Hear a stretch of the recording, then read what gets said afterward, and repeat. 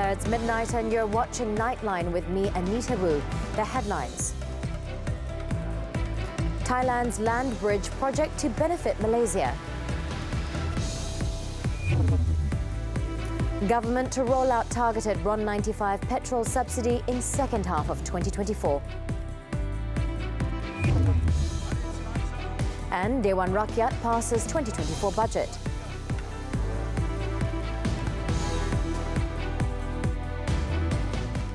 We begin with this headlining story. Thailand's plan to build seaports and a land bridge which will shorten the journey of ships without the need to go through the Straits of Malacca will also benefit Malaysia, especially the country's northern peninsula. Prime Minister Datuk Seri Anwar Ibrahim on Monday stated that while the land bridge project is still in its initial stage, the government will ensure Malaysia's involvement in the project. At a media conference after a one-day working visit to Sabah, Songkhla province in Thailand, Anwar said that his Thai counterpart, Srettha Thavisin, has also given his assurance that the project will involve Malaysia. Bagi kita ada faedah dia. Jadi kita manfaatkan kemudahan di situ dan cuma cara terperincinya sama ada kita menyertai atau ada equity itu terlalu awal untuk kita bincangkan. Tapi semangat yang dibincang dengan saya, dia kata look Prime Minister Anwar, we will make sure that Malaysia will benefit and see to be clearly involved in the project.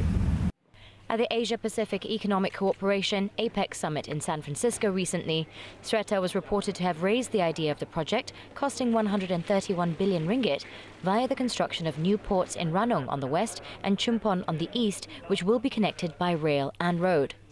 The 90-kilometre route is expected to shorten the journey by sea by 4 days and save 15% in cost between the Gulf of Thailand and the Andaman Sea. Anwar's working visit, which was at Srettha's invitation, was also aimed at seeing the progress of the road alignment project, connecting the Bukit Kayu Hitam Immigration, Customs, Quarantine and Security ICQS checkpoint, and the Customs Immigration and Quarantine CIQ complex in Sabah, which is a bilateral project that is currently being implemented in Malaysia and Thailand. During the visit, both leaders also discussed various bilateral matters, including enhancing the tourism sector and cooperation in the halal industry for mutual benefit.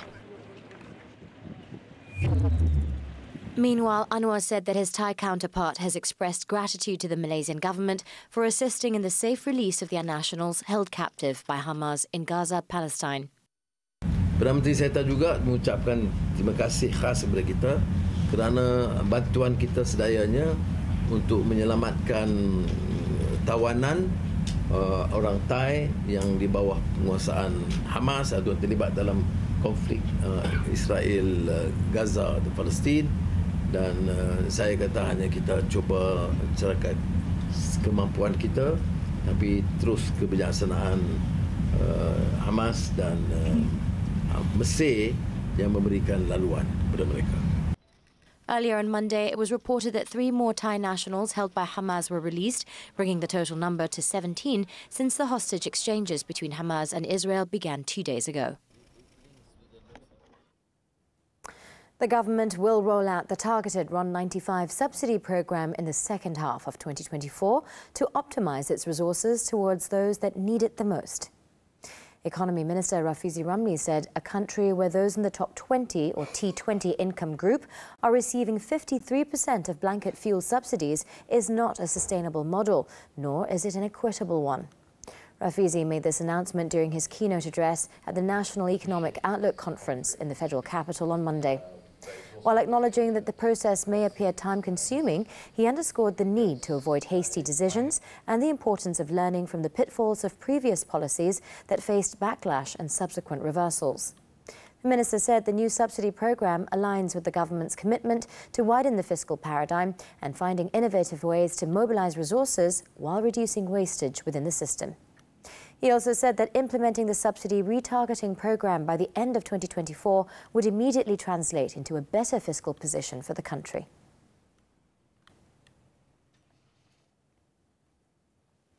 The 2024 supply bill has been passed in the Dewan Rakyat on Monday night after receiving the majority support of members of parliament via a voice vote. The bill was passed after being debated by members of parliament since October 16th at policy and committee stages.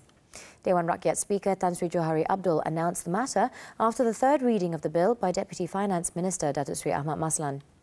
The 2024 budget themed Economic Reforms Empowering the Rakyat was tabled by Prime Minister Datuk Sri Anwar Ibrahim in Parliament. Ahli-ahli berhormat, yang bersetuju kata bersetuju. Yang tidak bersetuju kata tidak. Lebih suara yang bersetuju. Usul disetujukan.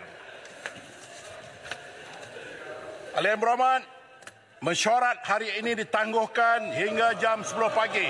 Hari Selasa, 28 November 2023. The 2024 budget themed Economic Reforms Empowering the Rakyat was tabled by Prime Minister Datuk Sri Anwar Ibrahim in Parliament on October 13th. It involved an allocation of 393.8 billion ringgit.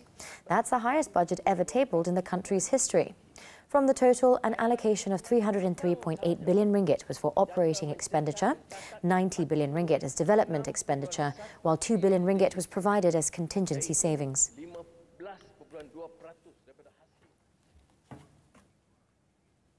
In a major move, the Home Affairs on Monday announced 5 significant initiatives under the visa liberalization plan, set to commence from December 1st. The announcement made by its Minister, Datuk Sri Saifuddin Nasution Ismail, underlines the government's focus on enhancing immigration facilities, generating national revenue and aligning policy shifts with contemporary demands. In a statement, Saifuddin said the plan introduces a multiple entry visa, MEV, for all tourists entering Malaysia, allowing them a stay of up to 30 days. These moves aim to boost tourism and stimulate economic activity, mirroring similar strategies employed by neighbouring Thailand. The Prime Minister had also previously announced a 30-day visa exemption for Chinese and Indian nationals. This exemption will be effective from December 1st, 2023 to December 31st, 2024. The visa liberalization plan also includes a long-term social visit pass for international students who have completed their studies in Malaysia.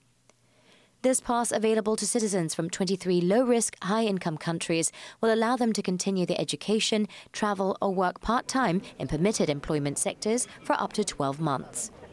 The plan introduces a 7-day Umrah transit visa available through registered Umrah operators under the Tourism, Arts and Culture Ministry. Further, the validity period of visas has been extended from 3 to 6 months, and the eligibility period for the social visit pass has been standardized to a minimum of 30 days for all countries requiring visas to enter Malaysia. The ringgit is likely to strengthen against the US dollar in 2024, particularly in the second half of the year towards the 4.40 level. According to the Malaysian Institute of Economic Research, MIER, one of the factors driving the ringgit to strengthen against the greenback next year is the increase of the sales and service tax rate to 8.0%, which would generate extra revenue for the government and improve fiscal position. MIER board member Tan Sri Sulaiman Mahbub noted that the ringgit has been declining in 2023, prompted by weaker external demand, slower economic growth in China, as well as the US Federal Reserve interest rate hikes. He said that the position of the ringgit has been a matter of concern, and at the same time, the nation had to deal with the divergence of interest rates between Malaysia and the US and all other countries. Sulaiman said the country's economic fundamentals remain intact due to economic diversification and having sufficient reserves as well as good regulatory framework. He said that the current economic position of the country is different compared to 1997-1998, and there is no need to implement ringgit pegging or capital controls.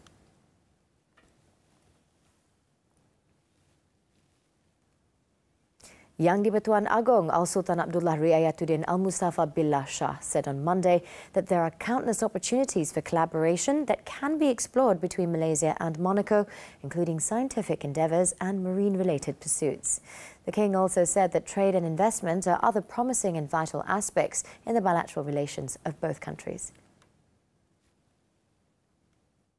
We are delighted to note that the positive trade growth that Malaysia and Monaco have experienced in 2022 and for the first 3 quarters of the year.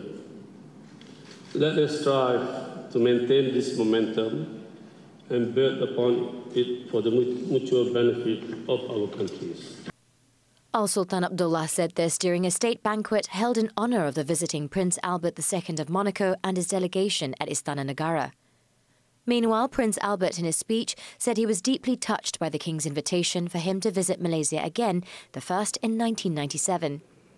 We share the same values and concerns in terms of sustainable development and of course, the utmost protection of our planet.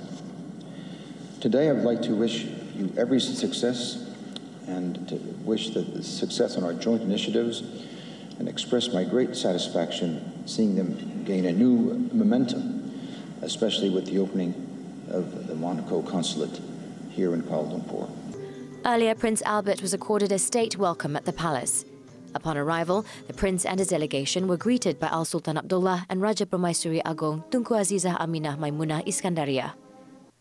Also present to welcome the distinguished guests were Deputy Prime Minister Datuk Sri Fadilah Yusof, along with other cabinet ministers.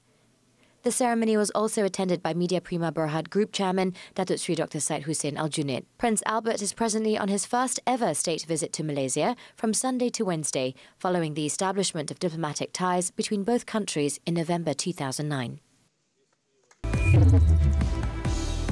Next up on Nightline, dozens killed by lightning strikes in India. News from the foreign front when we return.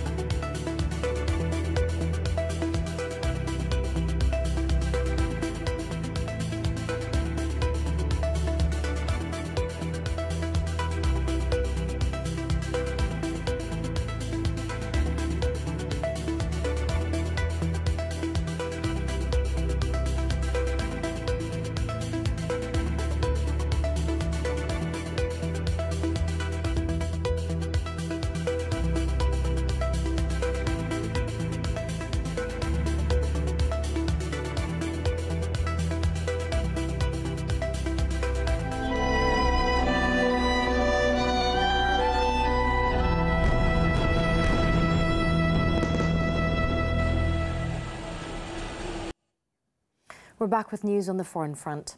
As the truce between Israel and Hamas entered its final 24 hours on Monday, Qatar, Egypt, the United States, the European Union and Spain is trying to close in on an extension of the temporary ceasefire in the besieged Gaza Strip. According to officials during the Forum for the Union of the Mediterranean in Barcelona, Hamas is seeking a 4-day extension, while Israel wants day-by-day extensions, with negotiations continuing over which Palestinian hostages would be freed. Israel reiterated that it would agree to an extra day of truce for each additional 10 hostages freed and to release 3 times the number of Palestinians each time. Both Hamas and Israel have shown a positive attitude to extend the pause in fighting. However, a final decision has yet to be reached as concerns were raised over Monday's lists and as Qatari mediators work with the two sides to resolve the issues and to avoid delays. Meanwhile, Gazans expressed anticipation on Monday ahead of the end of a 4-day truce between Hamas and Israel, calling for an extension of the calm. As dozens of people crowded to get flour from aid rations distributed by the UN, many described dire conditions of living that they expect could be worse if war resumed. احنا بنتمنى انها التهدئات تكون يعني على طول خلص والواحد يشوف مصالحه والناس تشوف بعضها واللي مات اهله واللي مات قرايبه. احنا مش عارفين نتواصل لاهالينا مش عارفين مين اللي مات مين اللي ما ضلش مين اللي راح مين اللي اجى وهنا بنجري بنسعى على لبس اولادنا اللي احنا سيبنا دورنا سيبنا حالنا شو التهدئه هذه ال4 ايام هذا ظلم وحرام اللي بيسوي فينا الشعب. ايش بدهم يسوون الاربع ايام التهدئه هذه؟ فايش بدهم يعيشن؟ احنا عايشين على الشمع، حتى الكهرباء اللي تدفش يعني ولا البطاريات ولا غاز ولا كهرباء ولا ميه ولا حاجه. ايش عايشين؟ من اخر الدنيا بنجيب ميه وبنجيب كل شيء، من وين بنجيب احنا؟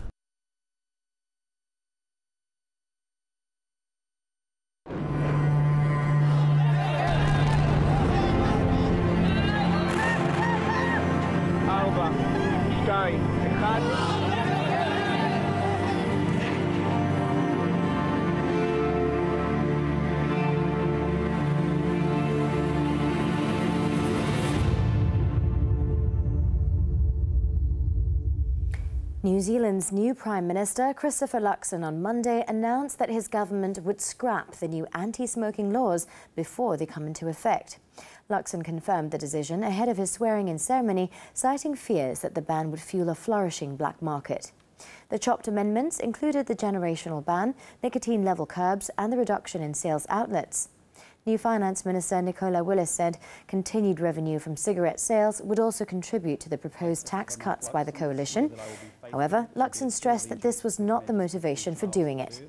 The so-called general smoking ban, prohibiting future sales of cigarettes to anyone born after 2008, was previously unveiled by former Prime Minister Jacinda Ardern. We now have a responsibility to deliver for New Zealanders, to give them clear, demonstrable. At least 24 people have died by lightning strikes and about 23 others were left injured in storm-related incidents as rains continue to lash the Indian state of Gujarat on Monday. According to authorities, the state was hit by heavy rainfall, accompanied by thunderstorms and hailstorms on Sunday and Monday, with some places receiving up to 5.7 inches of rain. The deaths were reported from across 16 districts of the state as the rains lashed 234 sub-districts, damaging crops and killing at least 71 animals. An orange alert has been issued in South Gujarat, while a yellow alert was declared in Saurashtra. According to Agriculture Minister Raghavji Patel, a survey is expected soon to assess the losses suffered, and compensation will only be paid to victims on the basis of the survey's results.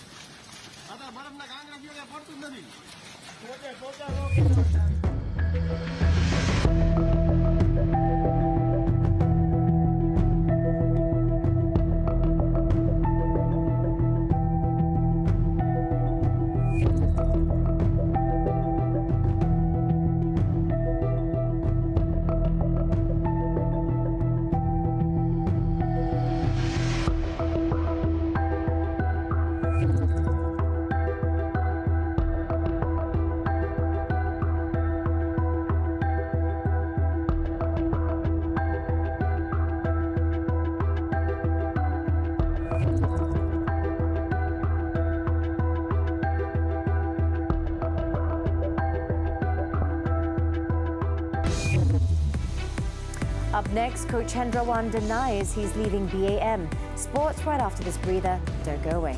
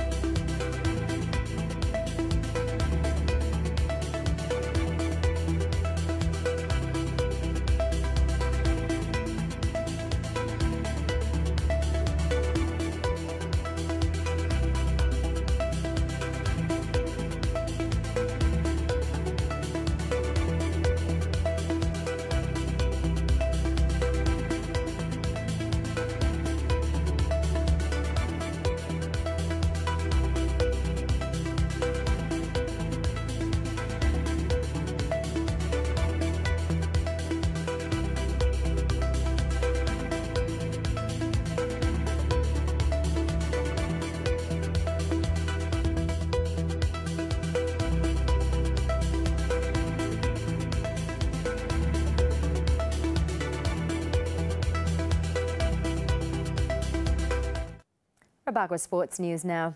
National men's singles coach Hendra Juan has quashed rumours that he would leave Badminton Association of Malaysia before the 2024 Paris Olympics. On Monday, the Indonesian stressed that he remains committed to guiding world number 14 men's singles shuttler Ng Ziyong to the Olympics next year. Hendra Juan, a former world champion, has been handling Ziyong for the last 2 years. The 51-year-old Hendra Juan, who was instrumental in helping former world number 1 Datuk Lee Chong-wei bag the silver medal at the 2016 Olympics, is focused on the task ahead and determined to help Ziyong. The other men's singles coaches in BAM are Tae Subok and James Chua.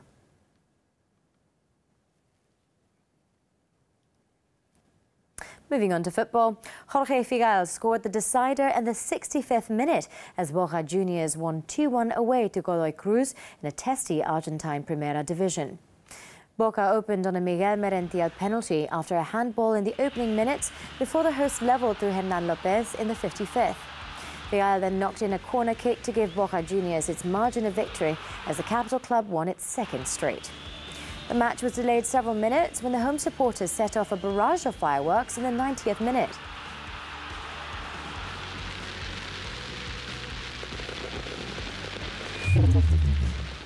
In Brazilian Serie A, Fortaleza held on to contain 10-man Palmeiras in a 2-2 draw in the latest action from the Brazilian top flight. Fortaleza took the lead in the 20th minute via Thiago Gallardo. Gustavo Gomes was shown a red card midway through the second half, but that seemed to spur Palmeiras on. Rafael Veiga pulled them level in the 66th minute before Calebi put Fortaleza ahead once more just 4 minutes later. Zé Rafael pulled the visitors level with just over 10 minutes remaining with a close-range effort, finishing the match 2-2.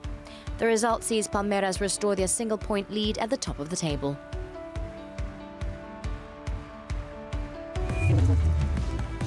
When we return after this break, former hotel employee escapes death penalty. Don't go away.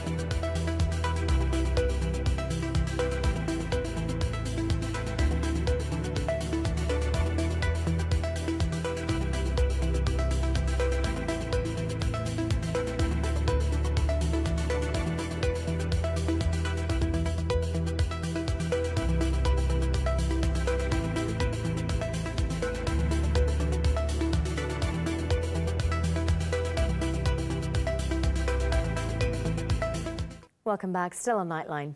Malaysia's public healthcare system is regarded as being among the best in the world and is extremely affordable. But providing quality healthcare at such low costs is financially unsustainable. FMT's Natasha Bust and Amira Huda look at one possible solution. For many around the world, medical bills lead to sleepless nights. Quality healthcare in this day and age can cost a bomb. Malaysians, however, are luckier than most because of our public healthcare system. A visit to a GP at a public healthcare facility costs just 1 ringgit. Seeing a specialist only costs 5 ringgit. And if you're a senior citizen, these paltry charges are waived. However, experts say with the population growing, providing quality healthcare at such low costs is unsustainable. So what's the way forward? One idea is a social health insurance scheme which would see employees contribute a small portion of their salaries to a fund similar to the EPF. Bandar Kuching MP Dr. Kelvin Yee, a proponent of this idea, says the scheme can contribute up to 32 billion ringgit a year towards public health. Traditionally, healthcare was always given the second largest allocation in the budget. In the 2024 budget, it was given 4.89 billion ringgit, but it is nowhere near the 5% of the GDP, which was proposed in the Health White Paper. Galen Center for Health and Social Policy CEO Azrul Khalib also believes social health insurance is the way forward. It would begin to address the issue by co-sharing the burden and responsibility of financing the healthcare system. It also has the potential to stabilize public subsidization and allow space for cost containment while maintaining access and quality for essential services. And we wouldn't have to reinvent the wheel. Countries such as South Korea and Taiwan have implemented similar schemes. Malaysian Medical Association President Dr. Azizan Abdul Aziz says a comprehensive study on the idea needs to be carried out first.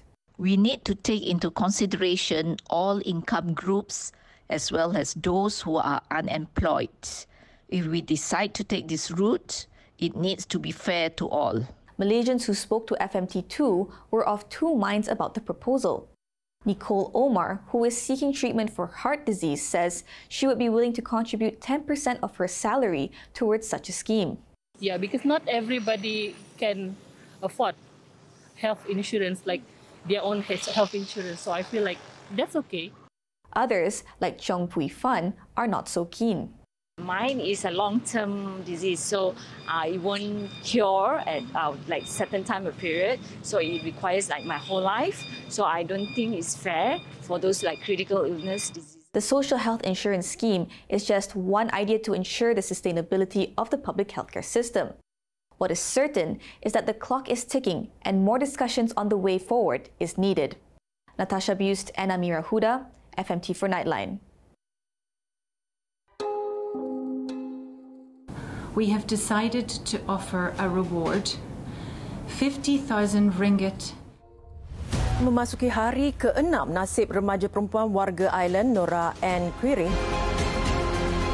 Kampung ni belum pernah ada berlaku kes besar macam ni kan, kes pelancong hilang.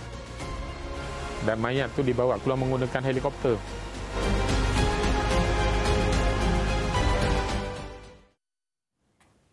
Still on the bulletin. 22 years' worth of drugs confiscated by the Johor police worth 5.4 million ringgit were disposed of following the completion of the legal process. Johor Police Chief Datuk Kamarul Zaman Mamat said the disposal was carried out after a total of 3,214 cases were solved from year 2000 to 2022.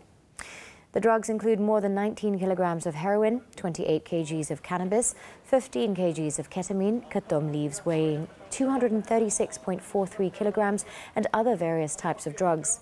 The drugs were brought to the Quality Alam Waste Management Centre in Bukit Pelanduk, Negeri Sembilan, to be disposed of using an environmentally friendly method. Meanwhile, Kamarul Zaman said that from January until November 20th this year, the Johor Narcotics Crime Investigation Department has managed to confiscate 4.6 tonnes of drugs worth 33.7 million ringgit. A total of 15,167 individuals were also arrested for various drug-related offences during the same period.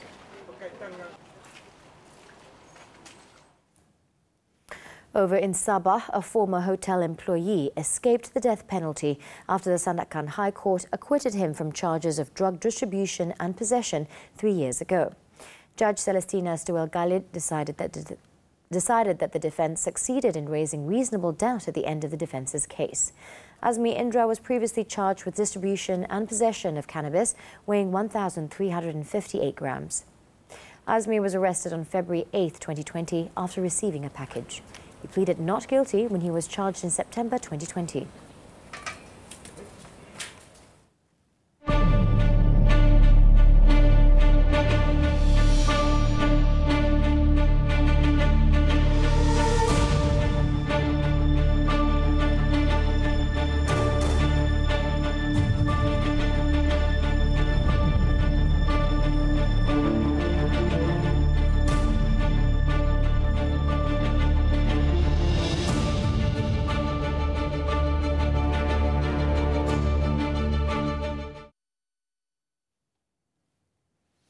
As we wrap up Nightline this time around, let's take a look as British music store HMV returned to its former flagship store on Friday in London after a 4-year absence, offering vinyl, clothing and merchandise in a vote of confidence for physical stores in an increasingly online age.